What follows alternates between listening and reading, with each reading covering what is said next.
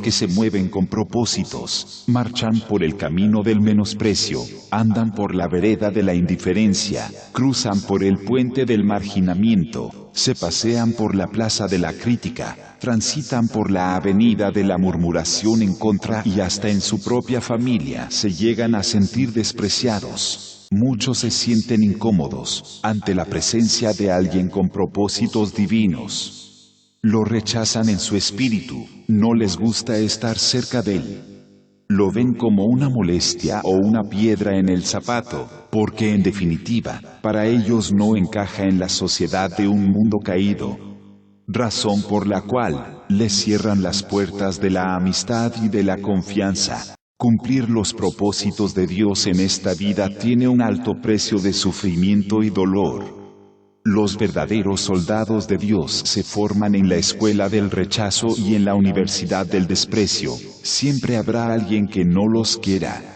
Pero el rechazo para un verdadero cristiano debe ser la piedra sobre la cual pararse y levantarse para ver más lejos. En la Biblia vemos que los hombres que triunfaron no se les ha hecho fácil, les ha costado abrirse paso, entre empujones y apretones, pero aún así, siempre se mantuvieron enfocados en llegar a donde Dios los había destinado. Subir a la cima lo exige todo. A los hombres de Dios les ha llevado años aprender que la clave para alcanzar la meta era tener paciencia y constancia en todo lo que hacían.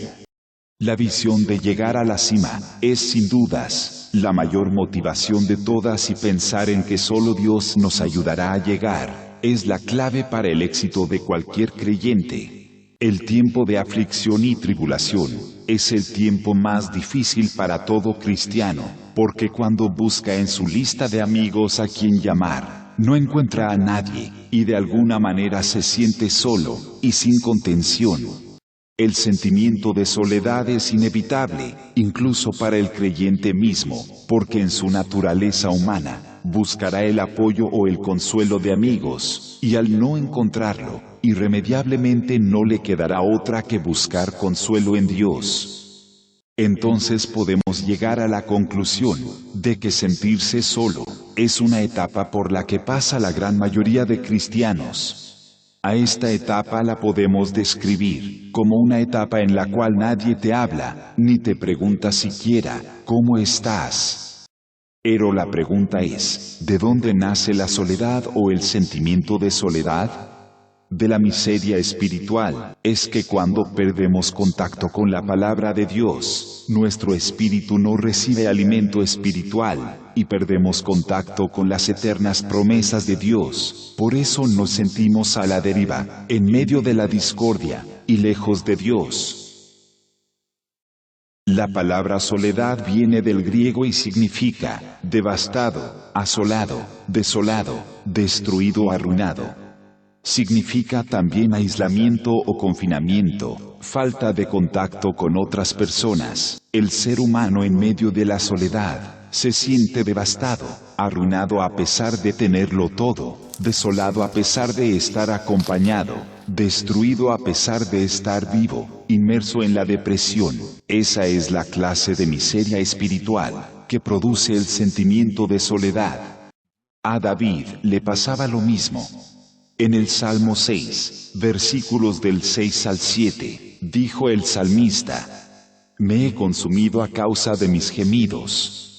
Todas las noches inundo de llanto mi lecho, riego mi cama con mis lágrimas. Mis ojos están gastados de sufrir. Se han envejecido a causa de todos mis angustiadores. Un poquito más adelante, en el Salmo 88, versículo 8 dice: Has alejado de mí a mis amistades, me has hecho objeto de repugnancia para ellos. Encerrado estoy, y no puedo salir.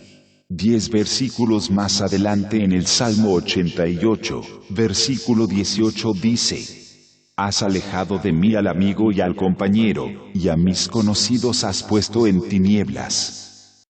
David sentía el peso de la aflicción.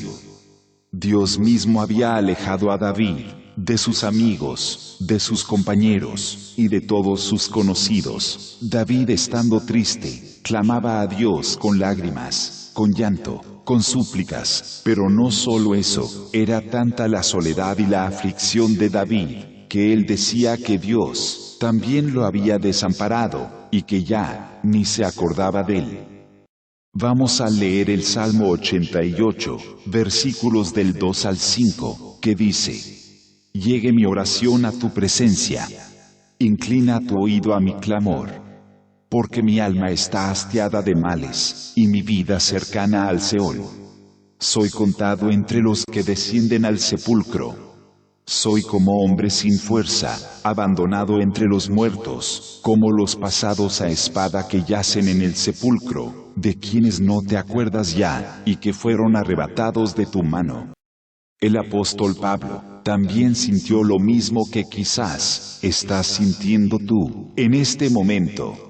Estando solo en una prisión, se sentía solo y desamparado. Veamos lo que escribió en la segunda carta de Timoteo capítulo 4 versículos del 9 al 10. Haz todo lo posible por venir a verme pronto. Demas me ha abandonado y se ha ido a la ciudad de Tesalónica, pues ama demasiado las cosas de este mundo. Crescente se fue a la región de Galacia y Tito a la de Dalmacia. El único que está conmigo es Lucas. Los mismos discípulos de Pablo lo habían abandonado. En el día de tu aflicción, puede que tus amigos, tu familia, tus hermanos te dejen. Pablo estaba solo, extrañando incluso la compañía de aquellos que en su tiempo lo habían traicionado. Leamos, segunda carta de Timoteo capítulo 4 versículo 11. Búscalo a Marcos y tráelo contigo, porque me es útil para el ministerio. Marcos había traicionado y abandonado a Pablo, en pleno viaje misionero, y ahora en prisión y desolado, Pablo extrañaba su compañía. Todo esto no era más que un proceso que Pablo tenía que pasar. Si estás pasando por algo similar, recuerda que este es un tiempo necesario para tu crecimiento espiritual.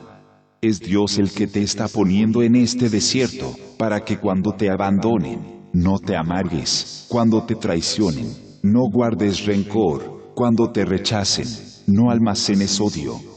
En el tiempo de desierto, en donde parece que estás solo, Dios está forjando tu carácter, está limando todas tus asperezas, está desarrollando tu paciencia, amor y dependencia en Él. Santiago capítulo 1, versículos 2 y 3, dice: Hermanos míos, tened por sumo gozo cuando os halléis en diversas pruebas, sabiendo que la prueba de vuestra fe produce paciencia. En el desierto y la aflicción, Dios no solo nos prepara para recibir la bendición, sino para ser sus hijos legítimos. Por eso mismo permite el valle de soledad en tu vida, para que aprendas a depender solamente de Él y no de ninguna persona. El Señor toca lo más profundo de nuestro ser, para quitar las impurezas que hay en nuestro corazón. Primera de Pedro capítulo 1 versículo 7. Para que la prueba de la fe de ustedes, más preciosa que el oro que perece, aunque probado por fuego, sea hallada en alabanza, gloria y honor en la revelación de Jesucristo. Isaías capítulo 48, versículo 10. Pues te he purificado, pero no como a plata. Te he probado en el crisol de la aflicción. Hasta aquí, el mensaje del día de hoy. Bendiciones.